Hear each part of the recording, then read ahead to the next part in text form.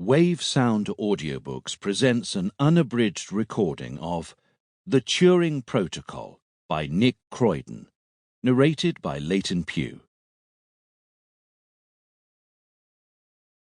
For my wife, Esther, who has followed me around the world and back again, the sacrifice of leaving behind her family, friends, and country became even more prominent when I had to write about them. Thank you for your love and always being there for me. Prologue. London, March the 1st, 2022.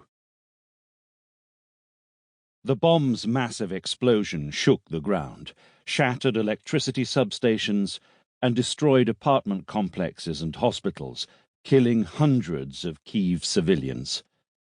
The cries of women and children were punctuated by the sound of rapid gunfire as Ukrainian soldiers fought the Russians street by street, house by house, the fallen left dead in their own blood on the desolate streets. Annabel turned off her TV, unable to watch any more.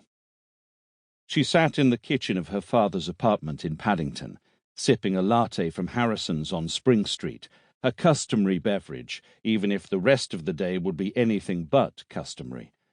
The war was intensifying by the hour. How had life come to this? She had no answer, but she did have access to power, to a singular, godlike technology unknown to any other person alive, enabling her to alter this war, perhaps end it. But to use it was to break a solemn promise she had made to her father 4 years ago. The power was within Annabel's reach at all times, but the use of it, even with good intentions, came with great risks and unforeseeable consequences. It terrified Annabel to possess this power and the secret of it, all alone, but to involve anyone else entailed monumental risk, both to her and her family, who'd guarded the secret since World War II. She paced, thinking, weighing the dangers against her chances of using the device successfully. Could it even be done? It came down to belief in herself, belief in her own ability to use the power safely, responsibly, not just for her, not just for her family, or even her country, but for all humankind. Part 1. Chapter 1. London, Savoy Hotel, June the 6th, 2018.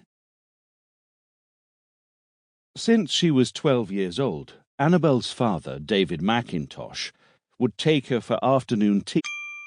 Sample complete. Ready to continue?